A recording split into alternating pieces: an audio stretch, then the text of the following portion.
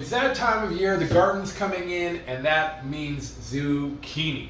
You notice when you're cooking zucchini, you sometimes end up with a watery mess. Whether you're roasting, grilling, or sautéing, it's hard to get zucchini to be flavorful without too much moisture. Well, I've got a quick, knife skill prep tip that's going to help you get the most out of your zucchini. Stick around.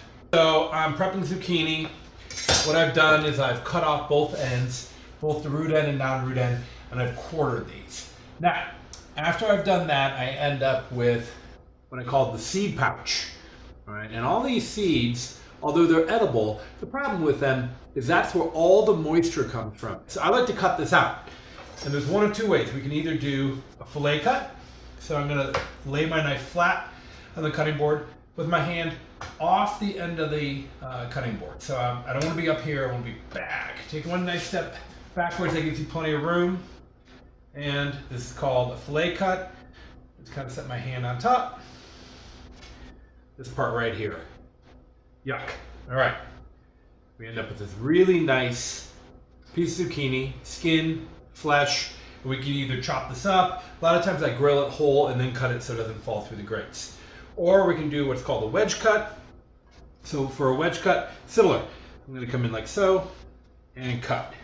The wedge cut's quicker but less accurate. So now, whether we're sauteing, roasting, or grilling, we're going to end up with a lot more flavor and none of that moisture that it's going to flood, let's say, a saute pan. So what I like to do is cut the ends off of all my zucchini, then quarter them all, and then go back through and cut them all into quarters. I find that's the quickest way to prep these. Same is true for yellow squash as well.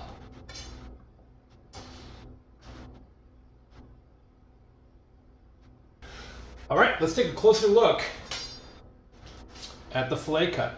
Thumb on top of the knife. So take a standard pinch grip, bringing the knife off the cutting board as I mentioned, but the important part is the thumb provides pressure. Rotate the knife onto the back of the blade. There we go. Start the cut, then level. Ballerina fingers, and across we go. You can cut really shallow and just take a little bit off if you're worried about volume, or you can go deeper for better cooking results.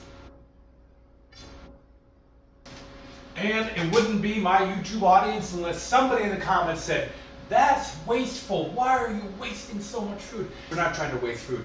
What we're trying to do is increase the quality of the food, which is why we go ahead and trim out the parts of the zucchini or really any vegetable that have very little value when it comes to nutrition or flavor. If you want to use these, they're great. And I mean great for zucchini bread. That's the part of zucchini bread that offers moisture and makes zucchini bread really special. So vegetable stock, or really any stock you're making, is very nice for that. There's almost always uses for trim and scrap. And I liken it to if you're a woodworker, if you're a quilter, you're not able to purchase fabric or lumber and get an edge-to-edge cut. We're always going to have some trim. And that's true when we're preparing food as well. This is Chef Mark. As always, thanks for joining me in the laboratory. I hope these vegetable tips help. Thanks for joining me on the channel. Make sure you like and subscribe.